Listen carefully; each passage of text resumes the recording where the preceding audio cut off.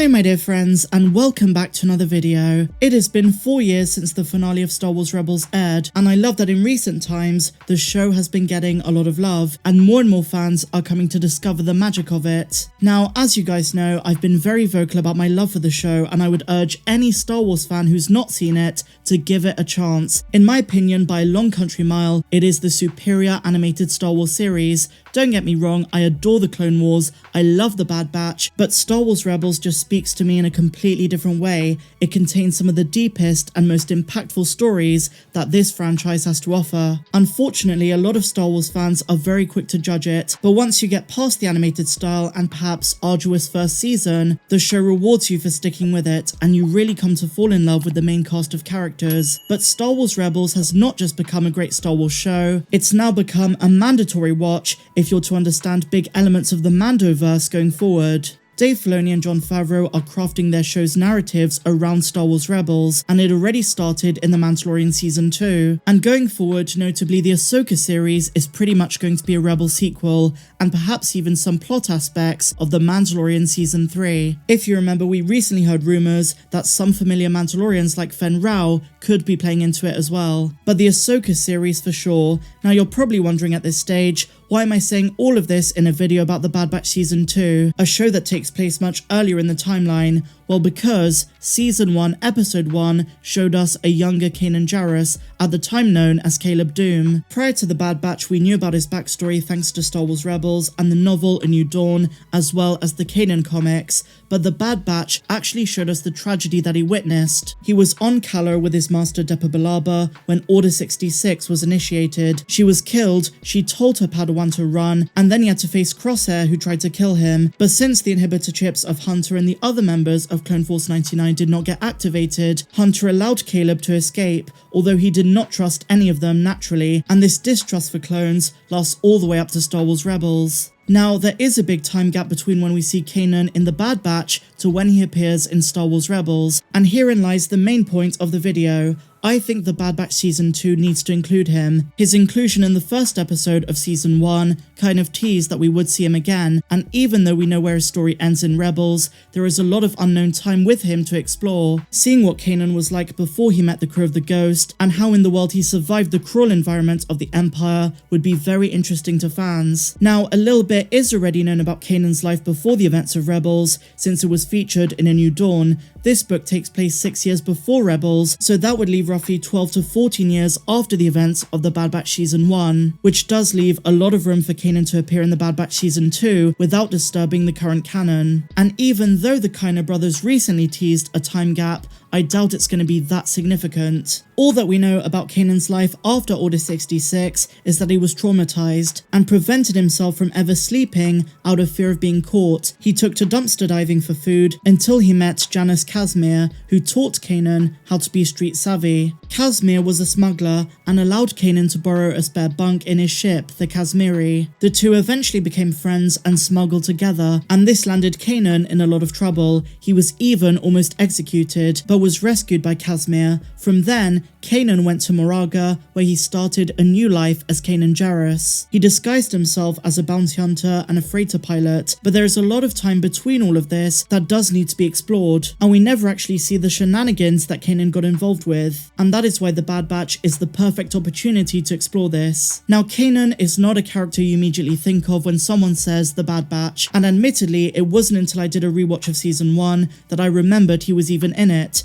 but having seen the full picture of the first season, it became more evident how it's more than likely and almost necessary that he appears in Season 2. And as we head into the Imperial era, the stakes are raised for a young Jedi Padawan who survived the Great Jedi Purge. So while we think about the challenges that Clone Force 99 are going to face in this new era, we also have to think about those like Kanan. And it begs the question, what kind of role could Kanan have? If he comes across the Batch again, is he still going to be hostile and see them as enemies? Or could they somehow become allies? It's likely that Kanan is not going to accept any help from them. In fact, the opposite. As I said at the start, even in Star Wars Rebels, Kanan vehemently hates clones and has a hard time trusting them. We haven't done anything. You don't understand. They're dangerous. But I can imagine an episode where they inadvertently come to his help, and even though he doesn't trust them before or afterwards, the Bad Batch's encounter with him is going to be really important to the plot and also Kanan's story and life experience. And bear in mind, there is one person he might trust, and that is Omega. After all, he's not met her yet, and I doubt he realizes that she's a clone. Whatever the case may be, and regardless of the scenario, I can see Kanan appearing in season 2. And the most interesting thing of all is going to be how in the world he survived undetected for all those years.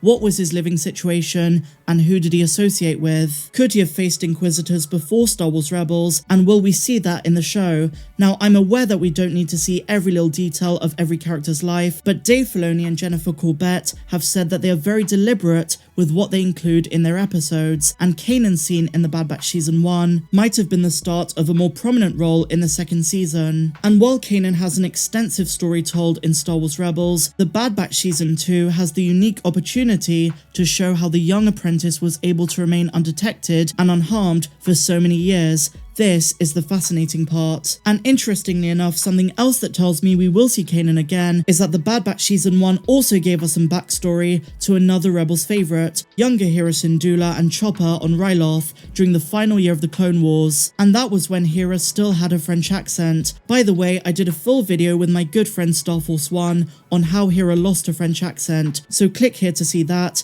and I will show you a little preview at the end. Hera Syndulla and Kanan Jarrus would only meet later in the timeline in 11 BBY, as we read in A New Dawn, and the two would become lovers and partners in crime as part of the Ghost Crew, but the Bad Batch has begun to explore these two before they met, and so I'm curious to see if they're going to return in Season 2. Now, big spoiler alert, Kanan dies by sacrificing himself in Star Wars Rebels, but Hera Syndulla survives those events, and I wonder if her meeting Omega earlier in the timeline is going to reflect in live action, maybe even in the Ahsoka series. We have heard rumours that they are going to bring Hera into live action, and if Omega is going to come into live action later in the timeline in The Mandalorian as well, it'll be interesting if she meets Kanan Jarrus in The Bad Batch Season 2, if she's going to tell Hera some stories about when she met him earlier in the timeline. I think it's all going to connect in a big way at some stage, and I don't think they're adding these Rebels characters into the Bad Batch for no reason. And even though her lover Kanan is dead, they do have a kid together, Jacen Syndulla. I really wanted to do a Bad Batch video today. Some of you folks have told me that you really miss it. I do too. And unfortunately, we still don't know when it's going to come out. There have been rumours that it's going to be delayed. Let's just wait and see for an official announcement.